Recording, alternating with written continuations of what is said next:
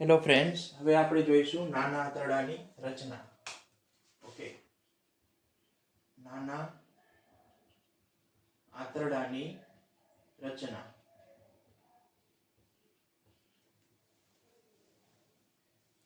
Okay, નાના આંતરડાના ઉપરના છેડે જઠર સાથે અને નીચેના છેડે મોટા આંતરડા સાથે જોડાયેલું હોય છે.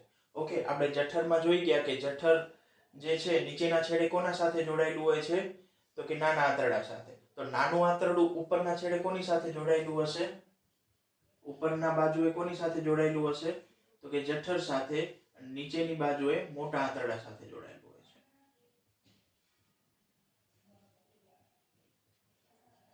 ઓકે, પછી છે તેની લંબાઈ કેટલી છે? 7.5 મીટર. તેની લંબાઈ કેટલી છે? 7.5 મીટર જેટલી એની લંબાઈ છે. ઓકે, જાણ માટે કહી દો, મોટા આંતરડાની લંબાઈ કેટલી છે? 1.5 મીટર. અને આની લંબાઈ કેટલી છે? 7.5 મીટર. એટલે મોટું આંતરડું ખાલી કેવા પૂરતું જ મોટું આંતરડું છે, બાકી વાસ્તવમાં મોટું જે છે ને એ નાનું આંતરડું છે. ઓકે, લંબાઈની દ્રષ્ટિએ. ઓકે, તે પેટના પોલાણમાં ગૂંચળું વળીને ગોઠવાયેલું હોય છે. ઓકે, તે પેટના પોલાણમાં કેવી રીતના હોય છે? પેટના પોલાણમાં ગૂંચળું વળીને ગોઠવાયેલું હોય છે. કેવી રીતના? આ રીતે.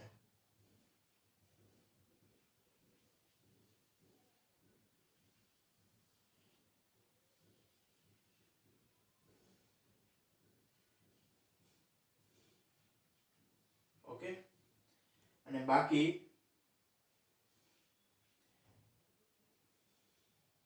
આ છે મોટું આંતરડું અને આ છે નાનું આંતરડું.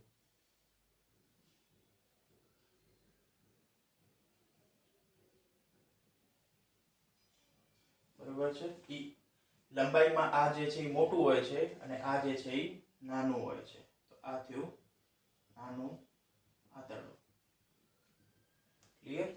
ઉપરના છેડે જઠરથી જોડાયેલું હશે, નીચેના છેડેથી મોટા આંતરડાથી જોડાયેલું હશે. લંબાઈ 7.5 મીટર. પેટના પોલાણમાં ગૂંચળા ભર્યું હોય છે. બરોબર છે? તેના શરૂઆતનો ભાગ સી આકારનો હોય છે. બરોબર છે? આપણે અહીંયા થોડુંક બરોબર દોર્યું નથી, પણ એનો શરૂઆતનો ભાગ કેવો હોય છે? સી આકારનો હશે. ક્લિયર? જેને પક્વાશય તરીકે ઓળખવામાં આવે છે.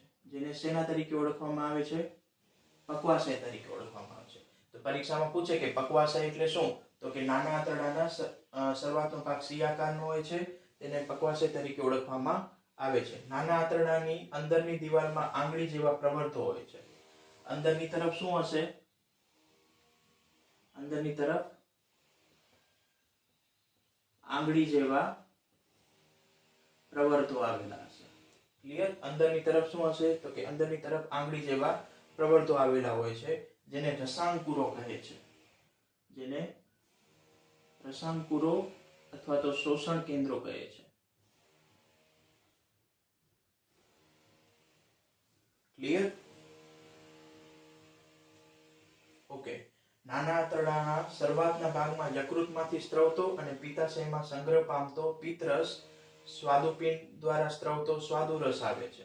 ઓકે, તો કે નાના આંતરડાના શરૂઆતના ભાગમાં, નાના આંતરડાના શરૂઆતનો ભાગ શું છે? પક્વાશય. તો કે નાના આંતરડાના શરૂઆતના ભાગમાં યકૃતમાંથી સ્ત્રવતો અને પિત્તાશયમાં સંગ્રહ પામેલ પિત્તરસ, અહીંયા છે પિત્તરસ આવે છે. ક્લિયર? અહીંયા શું આવે છે? પિત્તરસ આવે છે. પિત્તરસનો સ્ત્રાવ ક્યાંથી થાય છે? તો કે સ્ત્રાવ યકૃતમાંથી થાય છે અને સંગ્રહ શેમાં થાય છે? પિત્તાશયમાં. સંગ્રહ ક્યાં થાય છે? પિત્તાશયમાં.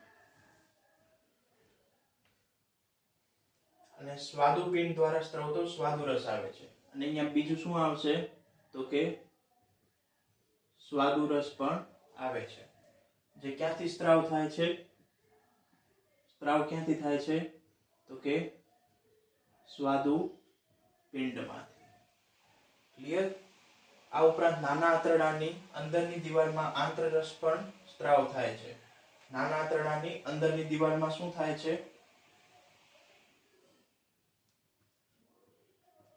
નાના આંતરડાની અંદરની દિવાલમાં શું સ્ત્રાવ થાય છે? આંતરરસ. ઓકે, હા. તો નાના આંતરડાની રચનામાં શું કહી શકશું? ઉપરની બાજુએ જઠરથી જોડાયેલું હોય છે, નીચેની બાજુએ મોટા આંતરડાથી જોડાયેલું હોય છે, લંબાઈ એની 7.5 મીટર હોય છે, પેટના પોલાણમાં ગૂંચળા ભર્યું હોય છે, બરોબર છે.